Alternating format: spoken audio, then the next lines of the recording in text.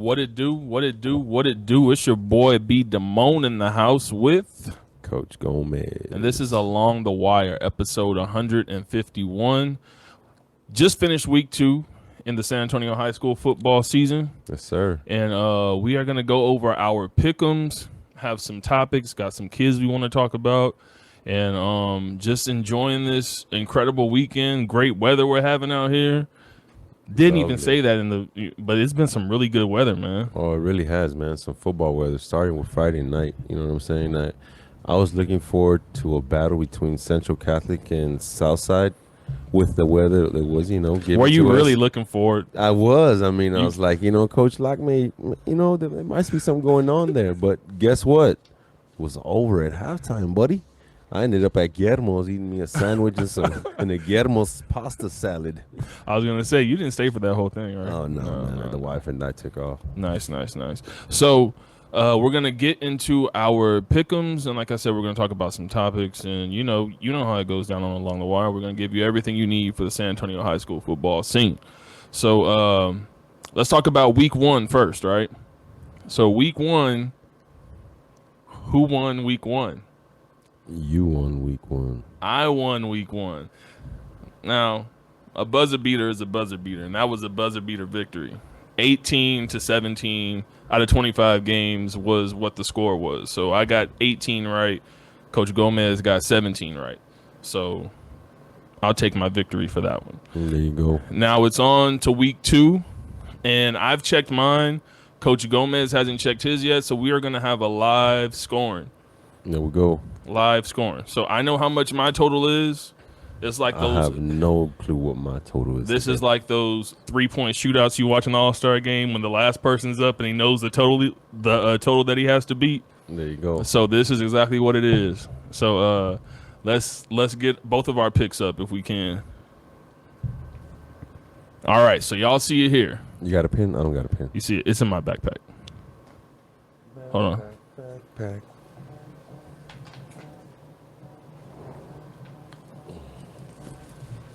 Yeah, but there was some good games week 1 and week 2. Most definitely, brother. Yeah, it really was, and some upsets, man. Yeah, some big upsets. So let's get to it, and actually have these in order from 1 through 25 on each game. So that's how you can see my tallies. I marked them down, and yes, so we'll tell what my number is after we're done going through them. Game number 1, the winner between Harlan and Madison was Harlan. I went Harlan. All right. Game number 2, Sotomayor versus Brandeis. Who'd you have? I had Brandeis. Brandeis won. Game 3, Bernie versus Laredo United. Who'd you have? I had Bernie. Bernie won that one. Burbank versus Vets. Who did you have? Well, we see. You have Vets. I had Vets. Wrong on that one. Yep. All right. Next up, Davenport versus Tivy. Davenport won that one. You had that one. Davenport. Pleasanton versus Jefferson. Pleasanton won that one. You got that one. Central Catholic versus Southside. You said it. Central Catholic won that one. Alamo Heights versus Churchill. You had Alamo Heights. Good on that. Harlandale versus South San. South San won that one. Good. Brennan versus Smithson Valley. Both of us got this wrong. Yeah. Both of us got this wrong. Kudos to Brennan. That's good. I don't care what the classification is. Yeah. For you to be able to go and beat them at home. Beat them in Ranger Stadium. So good win for Brennan. Holy Cross versus San Antonio Christian. Shout out Squeaky. Holy Cross won. Warren versus Del Rio. I went with Warren. Who'd you go with? I went with Warren, and we both got that wrong. Yeah. Del Rio, the Rams, the damn Rams. Let's see. Hutto versus Judson. We had both went with Hutto. We both had Hutto. And Judson won. Got egg on our faces, man. Yep. Congrats, Judson. Congrats on that. Sam Houston versus Floresville. You have Floresville? Yep. I picked Sam. I got Sam. So that's one up. Next up, we got New Braunfels versus New Braunfels Canyon. We both had New Braunfels. Both wrong on that one. Flower Bluff versus Marshall. Flower Bluff is one of those schools you're always going to see making a deep 3-4 round playoff run, and you know they always have really good football down there. And so we both went with Flower Bluff. both went with Flower Bluff. Got that. Piper versus Johnson. You got that one. All right. So what was it in Piper that you saw to see them beating Johnson? And we talked about this, but I really forgot. Experienced quarterback leading the helm. Not only that, you know, the performance they had the week before against Bernie showed me that, hey, man, that they can compete. You know what I mean? And just the execution that they did as far as whatever the coaches were calling in, they were actually Right. there was no penalties and Really good execution. Yeah, they knew exactly what they had to do. Awesome. So Taft versus Eagle Pass. Eagle Pass won that. Did they? Eagle Pass beat Taft 26-24. And we both went with Taft. Both went with Taft. Hey, you know, our intentions were good. All right, let's see. Next up, East Central versus Roosevelt. We both had East Central. I was so happy to be at that game. I'll talk about that. Steele versus Reagan. We both had Steele. Steele came out with the dub in that one. Clark versus Stevens. We both had Clark. Clark got that dub. Holmes versus Mack. Yep. And the first thing I thought about was you saying Holmes being that surprise school. So, I mean, they did what they had to versus Mac. And Mac was actually coming into that game 1-0. And who'd you have? I had Mac. You had Mac? Yeah, so you got that one. John Jay versus Lemon. Lehman. Lemon. Yep. Lemon. Not Lehman. Passoir. Not Pasquale. Let's see. John Jay won that one. Blew him out. O'Connor versus Laredo United South. We both got that wrong. Laredo United South beats O'Connor. And then lastly, McCullum versus Somerset. We both had Somerset. You didn't have anything. You have it squiggled out. What's up with Yeah, that? because I couldn't put the little icon on Somerset, so I picked Somerset. No, okay. Yeah. So you see my phone's like aiming at it. All right. So Sure. Right there. So, all right. So what's your total?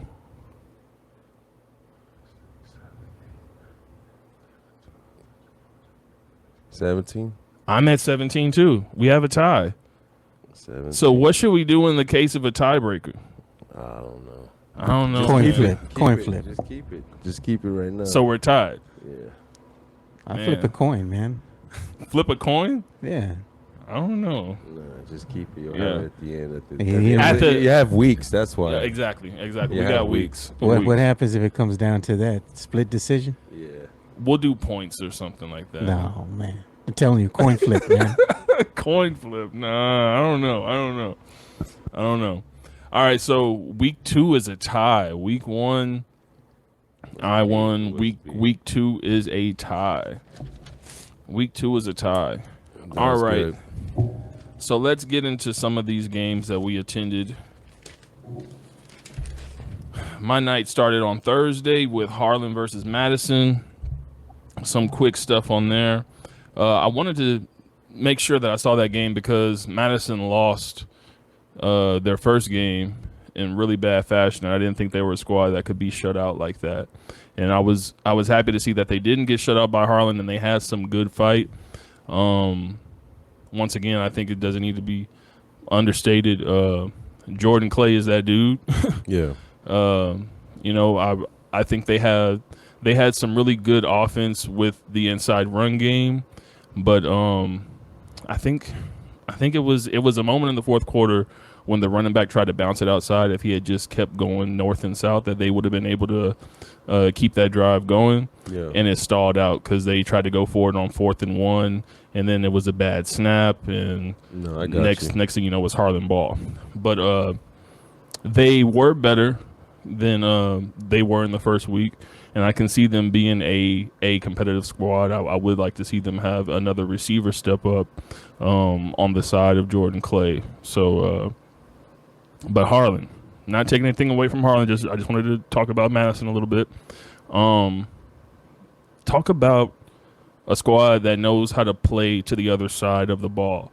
Like their defense plays into their offense and their offense plays into their defense, and they actually run with multiple quarterbacks, and they have so many talented skill position players And that's something that I had mentioned to you going into the season, that Salah was going to have them boys ready, regardless, you know what I mean, of who was at the helm as far as quarterback. We had talked about the running game always being explosive. Right. And that's one thing that they really established going in, is the running game, and then from then it starts opening up the passing game, and they're real firm believers of that. We've seen them since Cannon Williams has left. Right. They've had multiple other quarterbacks after that and still been successful. Exactly. And still make some runs in some and playoffs. they all can move with the football. Exactly, and it's going to be no surprise this year. So, G. Ivory Graham, Peyton Matthews, Jordan Grady are some kids that, you know, and a couple of those are juniors. Matthews is a senior. That I'm looking, I'm like, these are juniors. And these are like real threat players. Yeah. And, you know, powerful runners with the football. And like you said, Coach Salas is able to get them the ball in so many different ways. And they're creative, and they're a really entertaining team to watch. Yes. And then on their defense, they hit hard and they rally to the football. And they really are a disciplined squad, and they're really fun to watch. And I think that they're always and it starts competitive. with the community, man. The coach, the community, the whole everybody's bought in. I mean, you go to a Harlan game, man, and I mean, you're there. It's Right. packed. Yeah. You know what I mean? Like, they support the Hawks out there. Entire families with the jerseys on and Yep. everything like that. Yep. So, and they're knowledgeable on the game. Like, when you're walking through the stands, so like if I'm at the snack bar or something, you know, I've had some really good conversations with family and just, you know, About football. people Awesome. there about football. So shout out to Harlan, Coach Salas.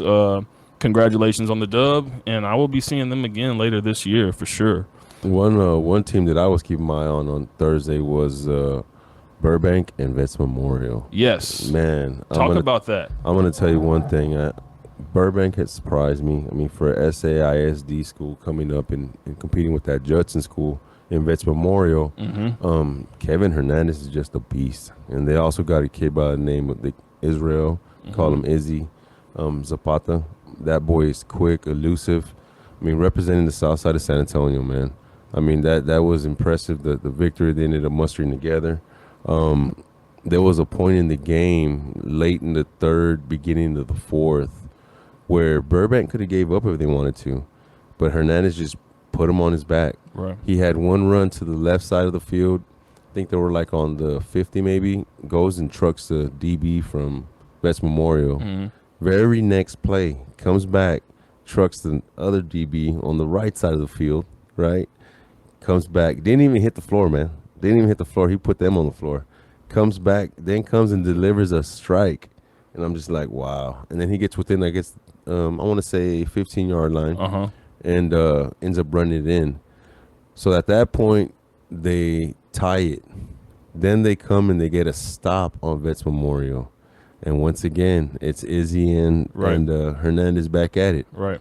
Putting them on their back, go in, and they just And seal that's the an deal. awesome thing when you can get a quarterback who can set the tone. Yes. Let me hit this DB on the left, hit this DB on the right, complete the pass, run it in for a touchdown. Like, you got to follow a kid like that. Definitely knew his capabilities, though. Would drop back.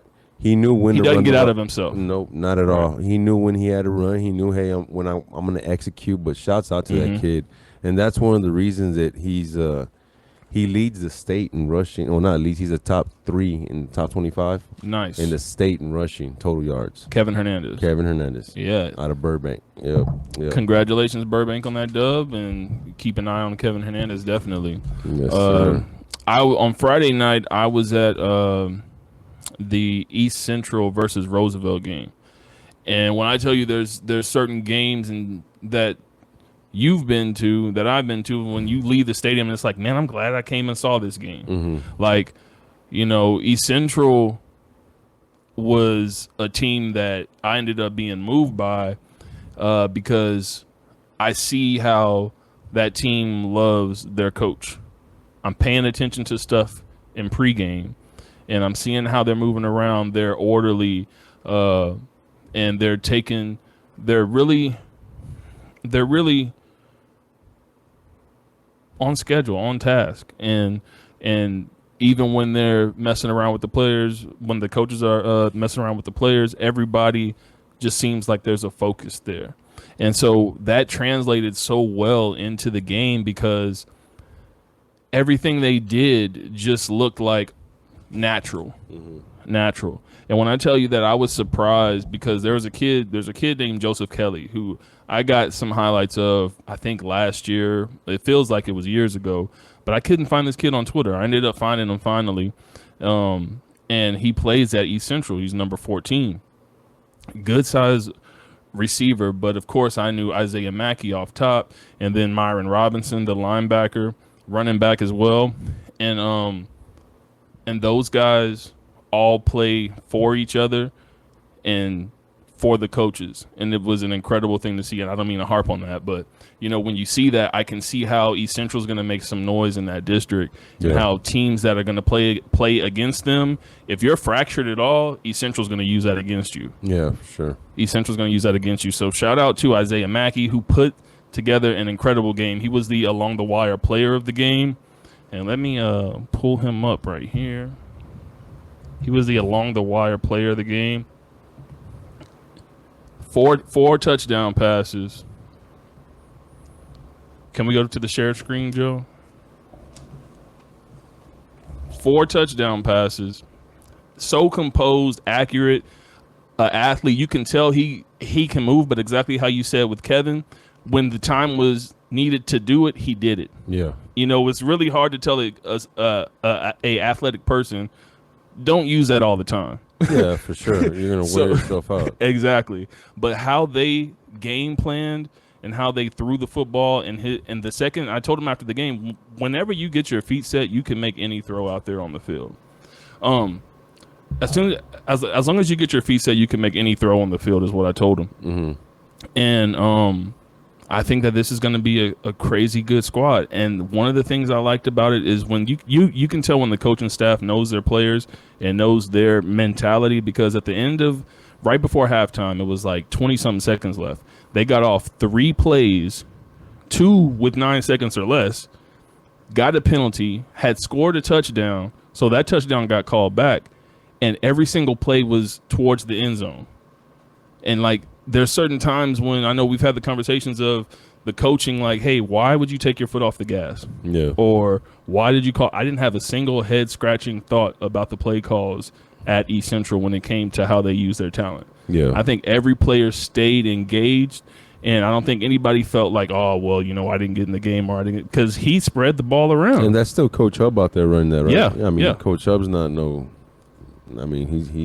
he wasn't born yesterday, man. He's no joke. Yeah. So, I could talk about this team. I want to talk about this team more, so I'm definitely going to be in touch with them because they have athletes. And if you thought that this team was just Myron Robinson, you're wrong, because he actually rolled his ankle and was out the game. East Central's always had athletes, bro. Mm-hmm. And I told him about Jack Stewart, because I'm thinking about players in the past that I've seen come through there. Yeah. And I was just like, there's always 1 or 2 like super good athletes. Yeah. And he's got a handful of them now. Yeah, for sure. So I think that you're definitely. Well, a lot of times that. he ends up losing some borderline because they want to play key positions. They would just play. How would I say? You lose a lot of guys that could be role players. 2-year Sam Houstons and your Highlands. You know what I mean? Right. Or maybe even Southside at times because they didn't get to play the position they wanted to at East Central when they could have just played a role player position. Still skill position. Maybe not quarterback. You know what I mean? Maybe not running back, but you're a receiver. But if they would keep a lot of those athletes together, they would be making noise. And then when I did the post-game interview with him, I know you'll love this, and the first thing he mentioned was his offensive line. Yeah. And Keegan Garcia had 16 pancakes, and he won the 3B barbecue in the trenches player of the game. So I hope you get that barbecue, Keegan. It's good. I had some last week, but that's the first thing that he talked about was his offensive line. And so when you got players giving it up for other teammates for their performance, then you really got something going at your program. Yep, that's for sure.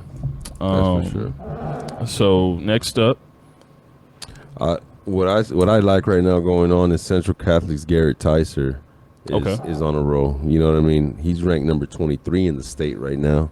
He's thrown for 566 yards, 5 touchdowns in 2 games against 2 interceptions, which is the reason that they're 2-0 currently. Displayed that on Friday as well. But that's a kid that night and day. When he was in Santiago's offense, totally different. How would I say it? Different composure, different confidence to where he is in now. You know what I mean? Right. So there's a totally different vibe going on over there, and I'm excited to see what the Buttons got going on the remainder of the season. On top of that, I also want to shout out Caden Keith, who comes in at number 16 in the state of Texas, out of Piper. Quarterback with 596 yards, 0 interceptions, 4 TDs in 2 games, and 145 QBR rating. 145. That's off the charts. Yes, sir. Coming in at 19 in the state, you got Isaiah Gatan from Cornerstone. He 589 yards, 7 TDs, and 1 interception. I do need to get out there and see Cornerstone. And the one that's surprising right now, who's ranked number 9th in the state of Texas, is Caleb. I don't want to chop up his last name. What is Capuccio? that? Is that it? Yeah, Reagan. No, not from Reagan. From Bernie Geneva. Okay. He's thrown for 632 yards, 7 TDs, and 2 interceptions in 2 games, and he's only a sophomore. Hold on. For Bernie Geneva, but I mean, say those numbers again. I'm sorry. 632 yards, 7 TDs, 2 interceptions in 2 games. Sophomore. Nice. Yeah. Sophomore. Yeah. So as of right now, we got actually 3 private schools that lead the top 25 state of Texas with Central Catholic, Cornerstone, and Bernie Geneva. Hey, congratulations! Then you got Caden Keith with Piper at number 16. Right. Keep on doing it. Keep on putting in that work to put up those numbers y'all are putting up. And last night I was at Steele versus Reagan, and my player of the game, if we could bring up the computer screen again, Jonathan Hatton. And I made him player of the game. It was tough to decide between him, Coop, Chad, Price, McClanahan, the offensive lineman. But I chose Jonathan Hatton because I think that he's a very important key to this offense and what they want to do in state. I think that he is a piece that has got to be a big threat in order to take that pressure off of where you already know they're going to be thinking about Coop and they're going to be thinking about Royal and they're going to put pressure on Chad, and it was just, knowing him from his freshman year and seeing the growth and just seeing that, okay, this kid's got the size and he's put on the weight and he's working. And, last year, just personally, I was like, there's still more that I want to see. Like, I feel like there should be no other style that fits him. I'm just going to see how, he grows into his body and starts to run if he gets a little bit more physical. Last night, I got all those questions answered. He had a goal line touchdown, a 26-yard run, and a 92-yard run, as well as some key chain-moving runs. His feet looked good. He ran behind his pads. He had people falling off of him. Like, everything that I wanted to see that I had just been quiet on, he did last night. That's good. And I was very impressed with his performance, and that's why he was the along-the-wire player of the game, because those type of performances, especially against Reagan. Yeah, and Reagan has a style defense. Exactly. And when you can have those 3 different styles of touchdown runs mixed in with other things, then I can start to nitpick and be like, well, he needs to catch the ball at the backfield. But man, so congrats to Jonathan Hatton for being the along the wire player of the game, and your continued growth and your work that's showing on the field, man. And he's only a junior. Yeah. So he's going to be back next year. So that's even nastier. And one thing I want to talk about is at Steele. Okay, Steele won this game 62-35. I was looking for them to make a statement in this game. I've been having the conversations with people in the booth, and I told a couple of players, I'm glad that y'all, to me, made a statement and made that separation that y'all are the top team in the city with this game. Yeah. Because now they've got the flag for the city, in my estimation. And the thing about Steele is everybody does their part and they do it to a high level. Royal with almost 100 yards receiving and a touchdown. Coop, 7 catches, 3 receptions, 3 touchdowns, over 200 yards receiving. Mm-hmm. And I think it's super underrated. I know he's got 30-something offers, but he's not underrated.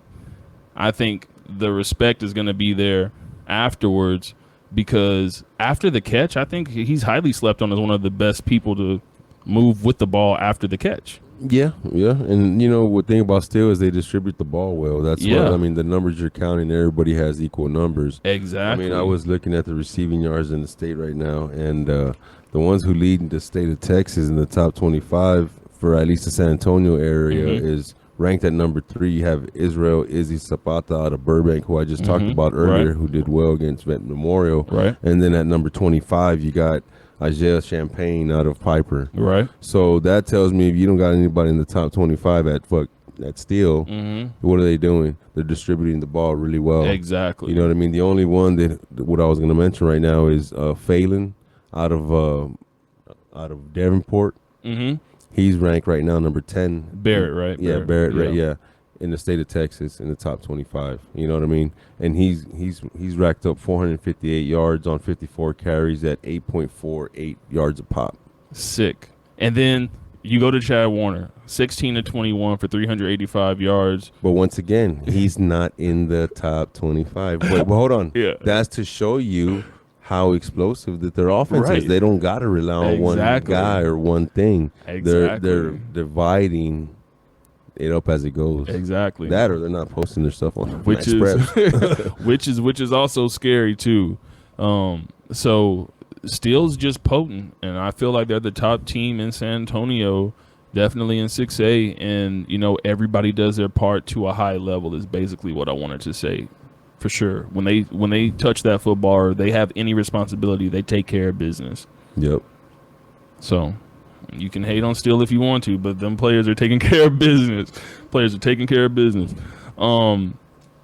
So the conversation that I wanted to have with you, because you know how we'll talk before the games, and we're paying attention to the warm-ups, right? Mm-hmm. And we try to see teams' energy and how all that is going.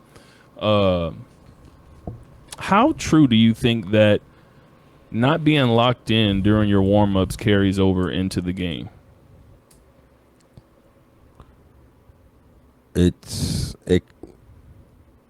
I'm a big firm believer that When you get off that school bus, you ought to be locked in. That's me. From the moment you leave, from the moment you step in your field house, right? You leave that last class, or even when you leave for the house, Right. Because you're gonna be at school, you're gonna be in one vibe, and then as soon as school's over, that transition from leaving your last period, Yeah, going there's a into little athletics. Yes, there needs to be a little switch where Yeah. all right, cool. There's a mode. As soon as you walk into that dungeon or that locker room, whatever you want to call it, there should be a mode. right. And that mode just gets deeper and deeper and set in to stone once you get into the bus, and then once you get off the bus, you're definitely locked in. Should you have to?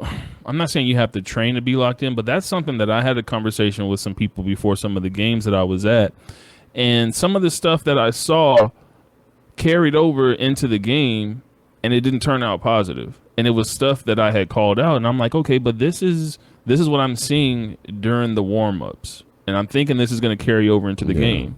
And of the 3 games I went to this weekend, twice it carried over. And I was like, see, I said that before. No. So I think that It does. And you see, and the ones that do that are the guys that are trying to intimidate the opposing team. So they'll come in with this swagger where they'll try to like intimidate you. Mm-hmm. Where the guys who really got the swagger, they're gonna Right. warm up locked Right. in. They're gonna do everything locked in. It's like they don't see anybody else but their teammates. Yeah, but hold on. As soon as they make the play, They're gonna show you their swagger. Right. You know what I'm saying? They're Right. not showing your swagger before the game even starts. Exactly. Yeah. Wearing cutoff tees and headphones right now. Yeah. Nah, they ain't like that right now. Nah. Yeah. So one of the things I just wanted to talk about that because I'm like, No, that's huge. You know, being locked in from the point you're getting because in that when I'm locker room, seeing putting on your cleats. You know when what I'm saying? seeing what you're doing during the warm ups and you got to do that same thing in the game and you're, for lack of a better term, kidding around. I understand being loose. Nah, let's see. What position was it?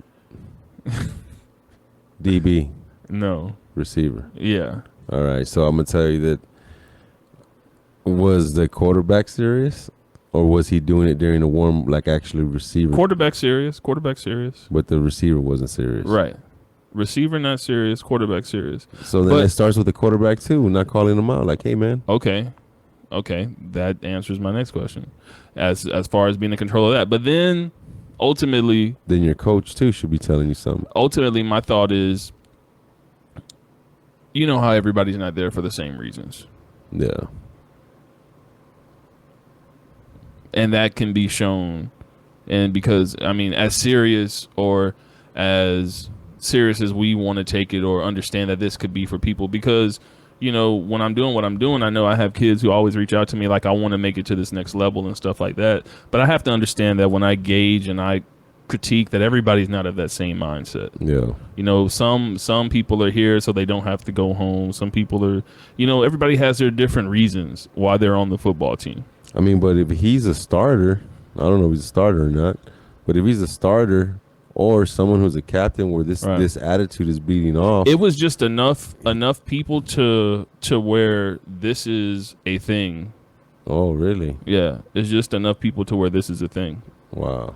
So that's crazy. I just was like, we've got to find a way to get locked in. Yeah. And that's all I was thinking. Was we've got to find a way to get locked in. Well, it always starts off at the top, man. We got to find a way to get locked in. So, all right. Those are some points I wanted to talk on.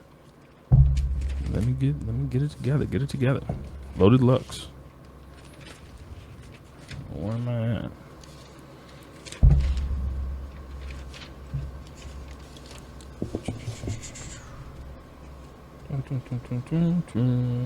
Okay, week 3 matchups. Week 3 matchup. So this weekend, and I'm excited now to be going to this Brennan versus Sotomayor. I will be there Thursday. Brennan versus Sotomayor. I do have the rankings finished. Collision is working on the graphics right now, and they will be out Monday. They will be out Monday. So, because I got that question after the game, like right after the game. So, where do you have a? I was like, dang, it just ended. It just ended right now. So that's already done. I got up early this morning. Took care of that. Got it over to my graphics dude, and he's got that cooking up. So Sotomayor versus Brennan. I'm ready to see Sotomayor on the come up. Brennan's gonna ride with some confidence after the victory they had against Smith and Valley. Right. Because that was an push over Smith and Valley team. Right. So expect for them to come out fired up. Definitely. This is gonna be fun. I'm excited. Like I don't even. I know Sotomayor was one of those squads you were saying that you were excited for. Yeah, I mean definitely. because just I'm ready to see the athletes match up with athletes, and you got like I was saying, there's some on the come up over at Soto. I got to learn that team, know that team, but I can see that there's something there. Yeah. And I think they've got the perfect coach to be able to guide that. And I'm just excited. Of course, Baser over at Brennan, and he's already developed a culture like we talked about. Exactly. And like people were saying, I had somebody tell me today, Brennan didn't have a good year last year. I'm like, they won 10 games. Yeah. Like they won 10 games. Like It's almost a give me every year. You got to try to challenge. Yeah, them it's or like just maybe because you didn't pay attention, but something. so I'm excited to see that game, and then Friday I have an opportunity to go to the DeSoto versus Miller game. I'm thinking about covering that one, but I'll see. It depends on if I get credentialed for that or not. Wow. So you were Alamo Heights, buddy, and then you went for Seguin, and then Seguin won. Then Seguin and Miller played, and were you going for Miller or Seguin? Because now you're following Miller. Hold on. Against First DeSoto. of all, hold on. Nah, Who put me on to Corpus Christi Miller? I did. With Andrew Body. You're right. I did put you on. So if I get a chance to see him, because I don't get a chance to get down to Corpus. Nah, it's gonna be good. It's gonna be a good game. I think. DeSoto versus Miller. I mean, especially after what happened to DeSoto against North Shore. Crowley. Yeah, and Crowley. Yeah. No. That was Sock. That was Sock. That was Sock you're right. versus North Shore. North Shore. Yeah, but Crowley at 51, Yeah. 57. Yeah. That was a hell of a game. But Crowley has a good running back. Yeah, and like that wasn't a surprise. And Nah, but they have a good old line also. They were winning it up in the trenches, bro. against DeSoto. Mm-hmm. So I mean, that's why every year the teams are different. Yeah. Every year the teams are different. Some teams look like they're gonna be this way for years. That's why you play the game, bro. Exactly. We're not always givens. So we shall see how that is. What's our time step at, Joe? Currently, you're at 37 minutes. Thank you. All right, so that was Miller versus DeSoto, and then Saturday, So if you don't go to Miller versus, are you going for sure? if I don't get credentialed, I have it scheduled to do Smithson Valley versus Madison, Got you. and that's more so for Smithson Valley because I just saw Madison, so Mm-hmm. I I'm might. sure it will work out for, and it's going to be in Corpus. No, that's going to be in the Alamo Dome. Oh, all right. They're playing here. It's Friday night. Yeah. Oh, that's gonna be a good one. That'll be a good one. That's gonna be a good one. But if there's other games on Friday, That'll be a good one. Piper Davenport's Friday. Yeah, that's a good one. God, dog. Piper Davenport. That's how you know a team is on the rise and too. I got that one on my notes too. When Both it of them both seems- 2-0. Exactly. Yup. Exactly. All right. So you got Caden Keith. That's a great passer. Uh-huh. You got Champagne as a receiver, both in top. Like I said, state of Texas top 25, and you Right. got your running back at Davenport. Both have good, solid defenses that at least execute what they need to do to get the W. Mm-hmm. No shutout defenses, but enough to get by. Let me see. I might. That game's gonna be crazy. Speaking on defenses, right now you got Marcel Smith with Judson. He put up a tackling exhibition. Oh yeah, he's top 25 in the state. He comes in at top in 20. He has 29 total tackles, 28 solo tackles, 9 for assists and 3 for loss. You know what's impressive though, right here? Sacks. How many? Hold on, top 25. This is the state of Texas.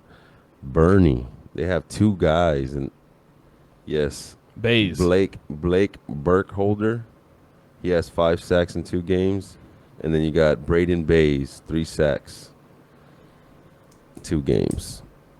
I knew Bays was gonna be up there. You got Temple coming down to play Reagan. That was gonna be good. Defensive Yeah. game. Waco area school coming down.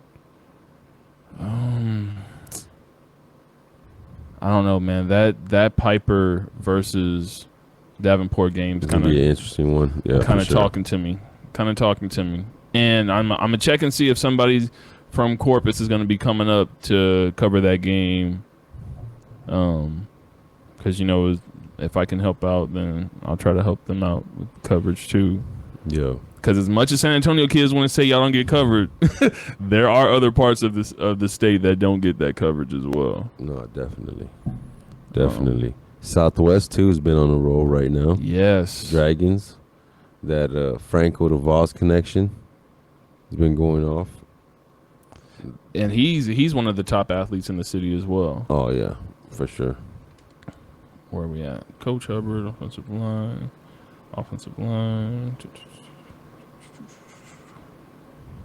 Talked about it. Let's see. Mackey. Let's see. We got the players who stood out. Did you go over any other matchups that you wanted to talk about? What are the you had the schedule on you, didn't you? Yeah. What's popping out? You know, there was another rivalry game this past weekend with Lido and Natalia, and I believe Lido ended up winning that one. Usually those are at the end of the season. I don't know why they got them going on at the beginning of the season. Yeah, that's kind of early. Yeah. The Lido Pirates versus Natalia. We used to beat them in baseball all the time. Let's see. Steele versus Brandeis is Saturday. Two undefeateds. I mean, the upper hand for sure is going to be Steele. But anything can happen. You never know. Like, once again, the game's got to be played.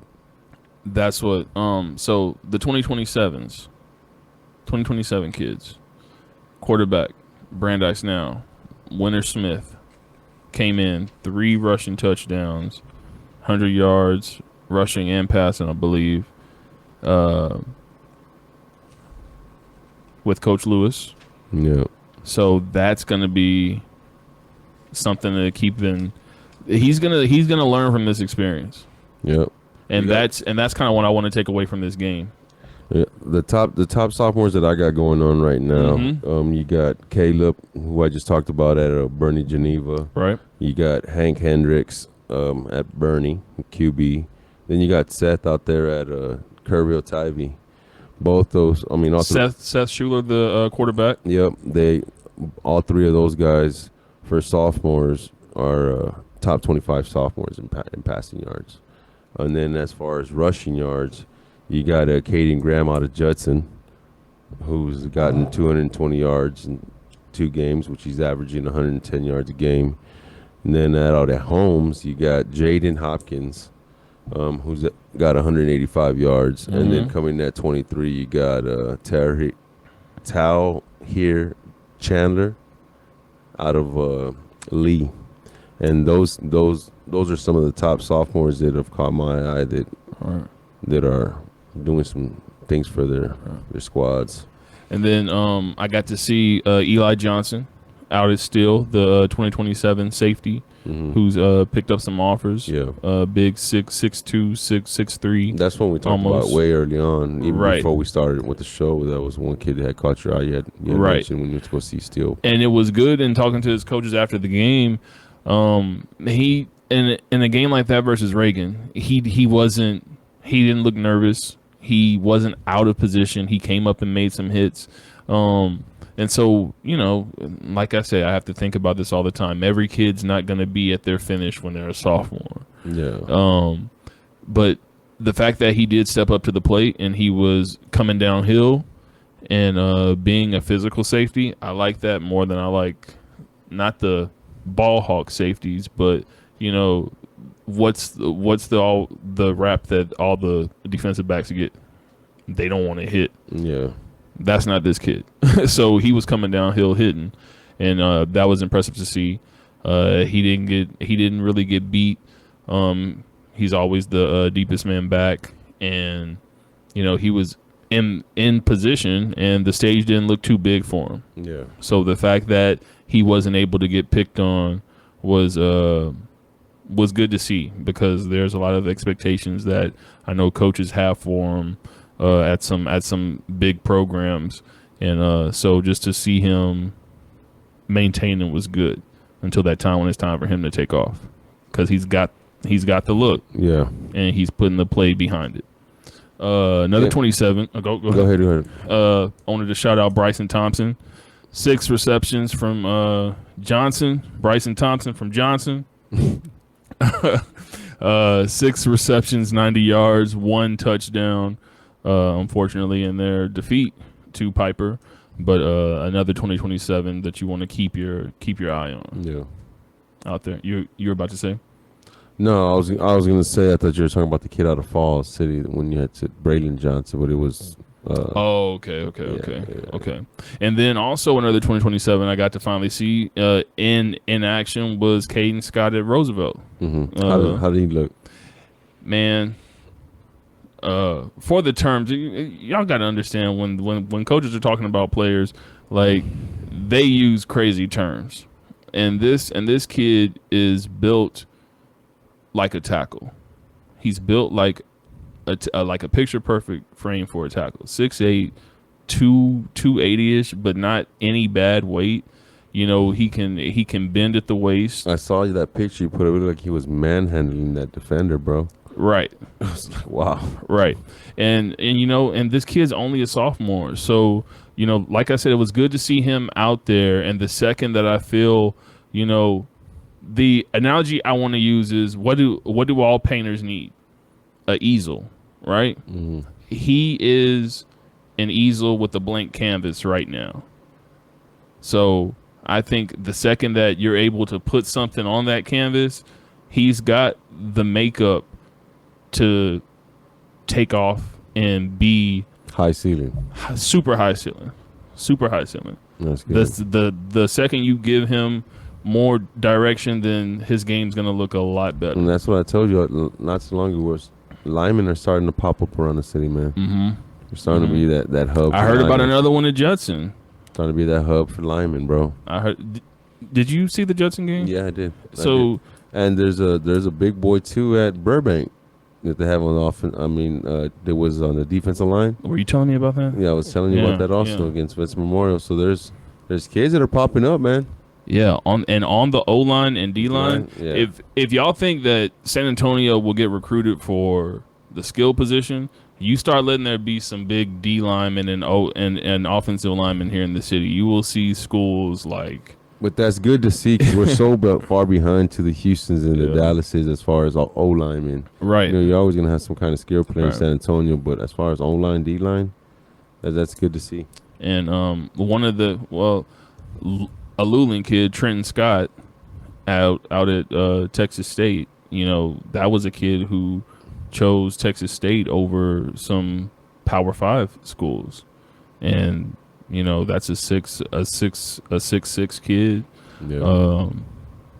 Another lineman who from the area, but yeah, man. If we can get some offensive linemen to get out there, and I need to get with some trainers. Like, I mean, the second it's so funny because the second I start hearing about these things, I'm like, okay, who can I help to get them with somebody to put that work in? And if you're not willing to put the work in, then I hate when I see something, and then it's like, yeah, you can't want it more than them. Exactly. You can guide them in the right direction, but you can't want it more. And that's not saying that anybody that we've mentioned or been talking about has said that.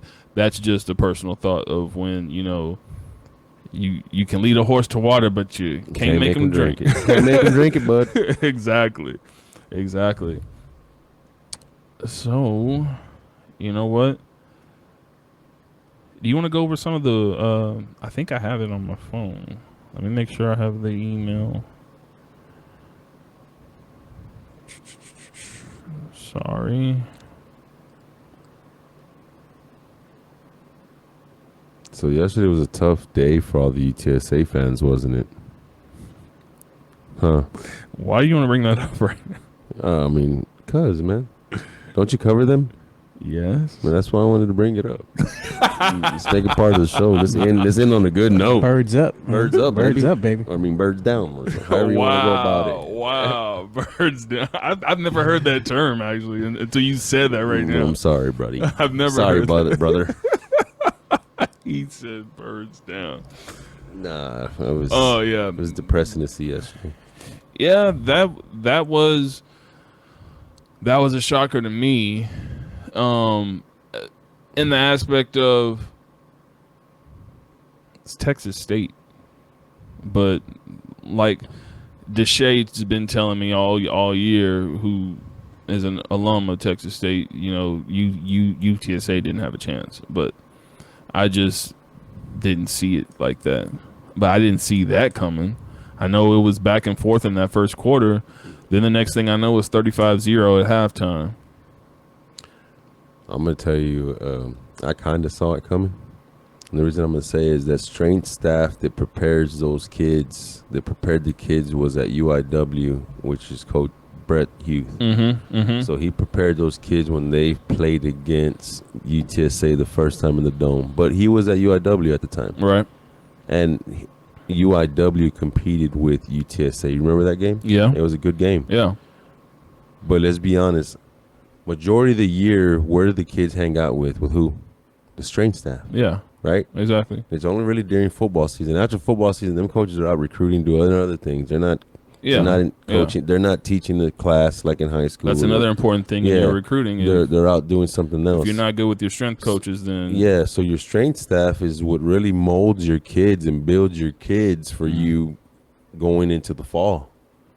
So it was no surprise whenever Texas State showed up the way they did, because I was like, give Texas State and Coach Youth a few years, and they're going to be competing with the best. And they just showed it this weekend. So, I mean, congratulations to them. If you want, I can talk about a better school though, and that's Texas. But you weren't covering Texas. You're covering TSA. I know. But I just wanted to end this on a positive note. Oh, Texas Michigan was dope. Texas Michigan. That was a fire game. Was very. I knew that was coming. I almost predicted that score exactly. 34-13, 34-17 is what I thought. Nah, Coach Sark's been doing a great job over there, man. In recruiting. Facts. Yep. Facts. Calling. Defense is just fast right now. Man. Looking really good. Yeah, shout out to them and all the BAM boys on defense. Shout out to Anderson Rhett, who is on the practice squad. Shout out to Freddie DeBose, who's on the squad. 2-0 over there over there up in Austin. Shout out to Trey Moore, former UTSA player who's now at Texas, and they play this coming weekend. Hey, Trey Moore was putting some dudes, boy, putting them on their back. Yeah, butt on that bull rush. Yeah, nasty. So yeah, that's a perfect note to end on. UTSA versus Texas coming up this weekend. UTSA be out there to support. The Longhorn Nation is going to be out there already. It's at home. Yep. So I'm excited for this week 3 coming up. I'll figure out where I'm going to end up going. Honestly, my heart's telling me Davenport Piper. I need to get out and see Davenport. And that's a really good atmosphere when I've gone out there before. Yeah. So I think since I keep saying it, I may as well go see Davenport Piper. Davenport Piper, and what's the other game I said I'm gonna go see? DeSoto. No. Yeah. That's the same night. I'm gonna go see that one instead. Oh, Brennan versus Sotomayor. Brennan Sotomayor. All right. Hey, everybody, if you're tuned in, make sure you like, subscribe, share, comment. And if you are a high school football player, keep your grades up, keep your nose clean. And if you need anything, reach out to me 24/7. If I can help you, I will. True that. Stay out of trouble, man. Like B was saying, keep up with them grades. For some of y'all that are still listening to the show and check us out, that are freshmen in college, be smart out there. Found some bad news. Brandon and I shared this weekend, which we won't talk about on the show, but about some former players that they're not in a good situation right now, and we wouldn't wish that upon anyone else. So it really starts about, what's your mission? What are you going to school for? What are you there for? If you're there for football and school, keep it strictly football and school. Don't be doing other things. Take care of yourself, take care of your bodies, and just watch who you hang out with. Facts. And if you are a senior and you feel slept on, imagine how that freshman feels and tell them to reach out to me now, because I get a lot of, hey, can you help me out? And you're already a senior, and there's certain steps that you've skipped or missed.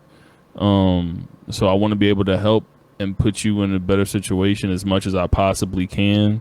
And, you know, as long as people are ready to deal with reality, then you never know what your dreams are actually going to take for you to reach them.